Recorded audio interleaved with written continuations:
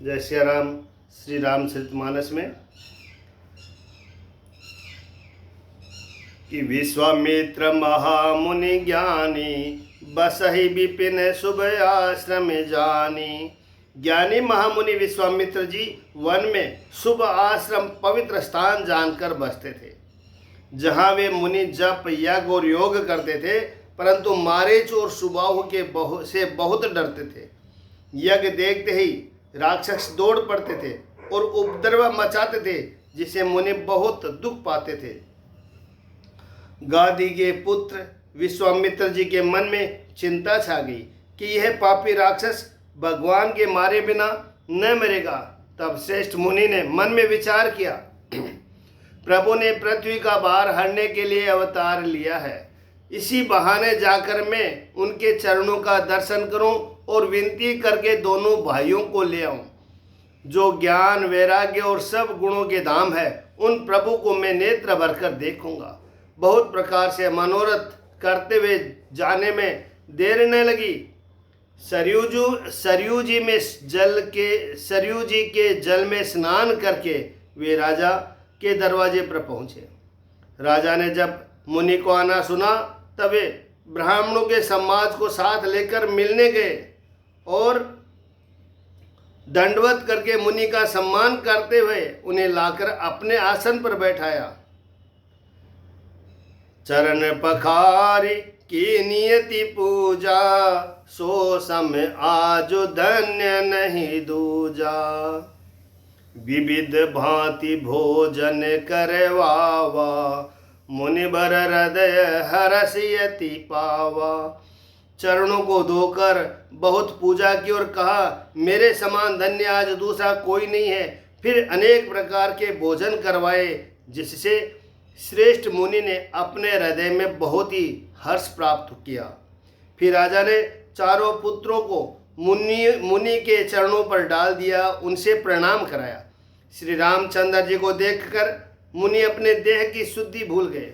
वे श्री रामचंद्र जी के मुख की शोभा देखते ही ऐसे मग्न हो गए, मानो चकोर पूर्ण चंद्रमा को देखकर लुभा गया हो। तब मन हर्ष बचन कहुराओ, मुनि ऐसे कृपा न की नहीं काऊ। तब राजा ने मन में हर्षित होकर ये वचन कहे कि हे मुनि, इस प्रकार कृपा तो आपने कभी नहीं की। आज किस कारण से आपका शुभ आगमन हुआ, कहिए, मैं उसे पूरा करने में देर नहीं लगाऊंगा। मुनि ने कहा, हे राजन, राक्षसों के समय मुझे बहुत सताते हैं, इसीलिए मैं तुमसे कुछ मांगने आया हूँ। छोटे भाई सहित श्री रघुनाथ जी को मुझे दो, राक्षसों के मारे जाने पर मैं सुरक्षित हो जाऊंगा। हे राजन, प्रसन्न मन से इनको दो, मोह और अज्ञान को छोड़ दो। हे स्वामी, इसमें तुमको धर्म और सुयश की प्राप्ति होगी और इनका परम कल्याण होगा।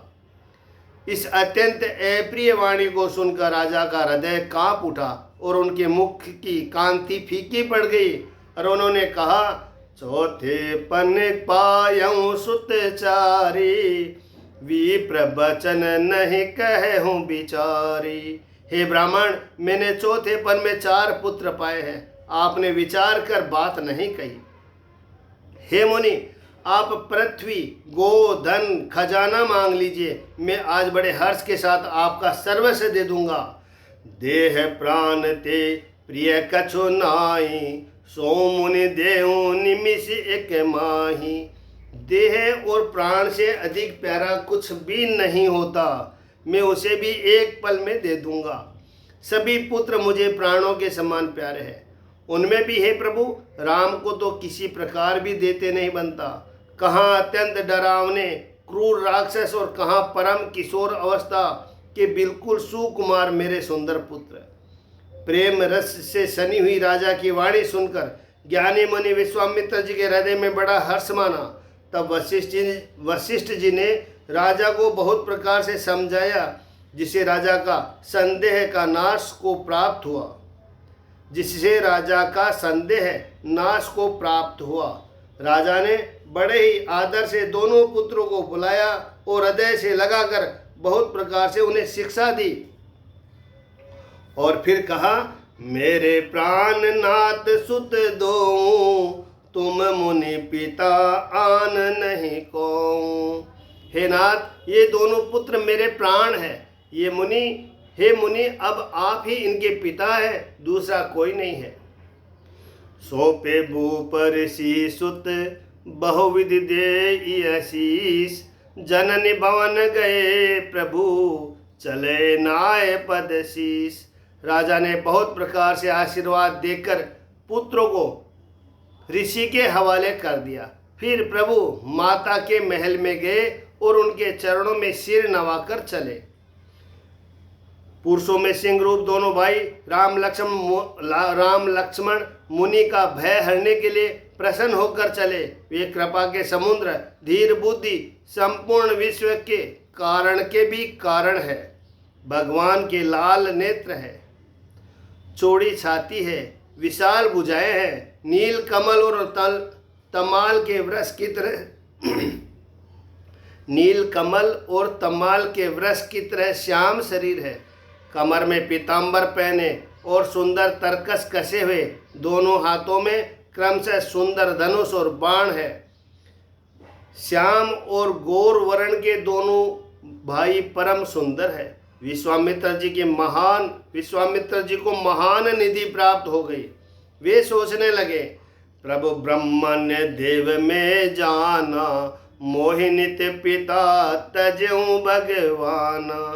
मैं जान गया कि प्रभु ब्रह्मण्य देव यानी ब्राह्मणों के भक्त है। मेरे लिए भगवान ने अपने पिता को भी छोड़ दिया।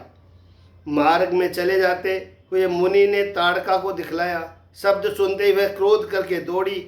श्री राम जी ने एक ही बाण से उसके प्राण हर लिए और दीन जानकर उसको निज पद अपना दिव्य स्वरूप दिया। तब ऋषि विश्वामित्र जी ने प्रभु को मन में विद्या का भंडार समझते हुए भी लीला को पूर्ण करने के लिए ऐसी विद्या दी जिससे भूख प्यास न लगे और शरीर में अतुलित बल और तेज का प्रकाश हो। सब अस्त्र शस्त्र समर्पण करके मुनि प्रभु श्री राम जी को अपने आश्रम में ले आए और उन्होंने परम हेतु जानकर भक्ति पूर्वक कंद मूल और फल का भोजन कराया। सवेरे श्री रघुनाथ जी मुनि ने कहा, आप जाकर निडर होकर यज्ञ कीजिए। यह सुनकर सब मुनि हवन करने लगे और आप श्री राम जी यज्ञ की रखवाली पर रहे। यह समाचार सुनकर मुनियों का शत्रु क्रोधी राक्षस मारीच अपने सहायकों को लेकर दौड़ा। श्री राम जी ने बिना फल वाला बाण उसको मारा, जिससे वह 100 योजन के विस्तार वाले समुद्र के पार जा गिरा। फिर सुबाहु को अग्नि बाण मारा। इधर छोटे भाई लक्ष्मण जी ने राक्षसों की सेना का संहार कर डाला। इस प्रकार श्री रामचंद्र जी ने राक्षसों को मारकर ब्राह्मणों को निर्भय कर दिया। तब सारे देवता और मुनि स्तुति करने लगे। श्री रघुनाथ जी ने वहां कुछ दिन और रहकर ब्राह्मणों पर दया की। भक्ति के कारण ब्राह्मणों ने उन्हें पुराणों की बहुत सी कथाएं कही। यद्यपि प्रभु सब जानते थे, तदंतर मुनि ने आदर पूर्वक समझा कर कहा, हे प्रभु, चलकर एक चरित्र देखिए। रघुकुल के स्वामी श्री रामचंद्र जी धनुष यज्ञ की बात सुनकर मुनि श्रेष्ठ विश्वामित्र जी के साथ प्रसन्न होकर चले। मार्ग में एक आश्रम दिखाई पड़ा। वहां पशु पक्षी कोई भी जीव जंतु नहीं था। पत्थर की एक शिला को देखकर प्रभु ने पूछा। तब मुनि ने विस्तार पूर्वक सब कथा कही। गौतम मुनि की स्त्री अहिल्या श्रापवश पत्थर की देह धारण किए बड़े धीरज से आपके चरण कमलों की धूलि चाहती है। हे रघुवीर, इस पर कृपा कीजिए। पर सत पद पावन शोक न सावन प्रकट भय तब पुंज सही देखत रघुनायक जन सुखदायक सन्मुख होय कर जोरी रही अति प्रेम अधीरा पुलक शरीरा मुख नहीं आवई बचन कही अतिशय बड़े भागी चरण ने लागी जुगल नैन जलधार बही। श्री रामचंद्र जी के पवित्र और शोक का नाश करने वाले चरणों का स्पर्श पाते ही सचमुच वह तपोमूर्ति अहिल्या प्रकट हो गई। भक्तों को सुख देने वाले श्री रघुनाथ जी को देखकर वह हाथ जोड़कर सामने खड़ी रह गई। अत्यंत प्रेम के कारण वह अधीर हो गई। उसका शरीर पुलकित हो उठा। मुख से वचन कहने में नहीं आते थे। वह अत्यंत बड़भागिनी अहिल्या प्रभु के चरणों से लिपट गई और उसके दोनों नेत्रों से जल प्रेम और आनंद की आंसुओं की धारा बहने लगी। धीरज मनु किन्हा प्रभु कहु चिन्हा, रघुपति कृपा भगति पाई। अति निर्मल बानी स्तुति ठानी, ज्ञान गम्य जय रघुराई। मैं नारिय पावन प्रभु जग पावन, रावण रिपुजन सुखदाई। राजीव बिलोचन भव भय मोचन, पाहि पाए शरण नहीं आई। फिर उसने मन में धीरज धरकर प्रभु को पहचाना और श्री रघुनाथ जी की कृपा से भक्ति प्राप्त की। वह तब अत्यंत निर्मल वाणी से उसने इस प्रकार स्तुति आरंभ की, हे ज्ञान से जानने योग्य श्री रघुनाथ जी, आपकी जय हो। मैं सहज ही अपवित्र स्त्री हूँ और हे प्रभु, आप जगत को पवित्र करने वाले, भक्तों को सुख देने वाले और रावण के शत्रु हैं। हे कमल नयन, हे संसार जन्म मृत्यु के भय से छुड़ाने वाले, मैं आपकी शरण में आई हूँ। मेरी रक्षा कीजिए, रक्षा कीजिए। मुनि श्राप जो दिन्हा, अति बल किन्हा, परम अनुग्रह में माना। देखो बरि लोचन हरि भव मोचन, यही लाभ शंकर जाना। बिनती प्रभु मोरी में मति भोरी, नाथन मांगो बरियाना। पद कमल परागा रसि अनुरागा, मम मन मधुप करे पाना। मुनि जी ने जो मुझे श्राप दिया था सो बहुत ही अच्छा किया। मैं उसे अत्यंत अनुग्रह मानती हूँ कि जिसके कारण मैंने संसार से छुड़ाने वाले श्री हरि आपको नेत्र भर कर देखा। इसी यानी आपके दर्शन को शंकर जी स्वयं सबसे बड़ा लाभ समझते हैं। हे प्रभु, मैं बुद्धि की बड़ी भोली हूँ। मेरी एक विनती है कि हे नाथ, मैं और कोई वर नहीं मांगती, केवल यही चाहती हूँ कि मेरा मन रूपी भोरा आपके चरण कमल की रज के प्रेम रूपी रस का सदा पान करता रहे। जय पद सुर सरिता परम पुनीता, प्रकट भय शिव शीस धरी। सोई पद पंकज जय ही पूजत, अज मम शीर धरो कृपाल हरि। एहि भांति सिधारी गौतम नारी, बार बार हरि चरण परी। जो अति मन भावा शोभ बरु पावा, गे पति लोक आनंद भरी।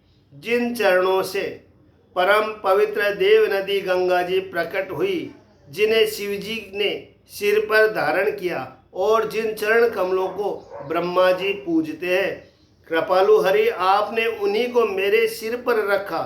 इस प्रकार बार बार भगवान के चरणों में गिरकर स्तुति की। जो मन को बहुत ही अच्छा लगा, उस वर को पाकर गौतम की स्त्री अहिल्या आनंद में भरी हुई पति लोक को चली गई। प्रभु श्री रामचंद्र जी ऐसे दीनबंधु और बिना ही कारण दया करने वाले हैं। तुलसीदास जी कहते हैं कि हे सठ मन, तू कपट जंजाल छोड़कर इन्हीं का भजन कर। मास प्राण सातवां विश्राम। पुरुषोत्तम श्री राम की जय हो। श्री राम जय जय राम, मेरे भगवान सीताराम।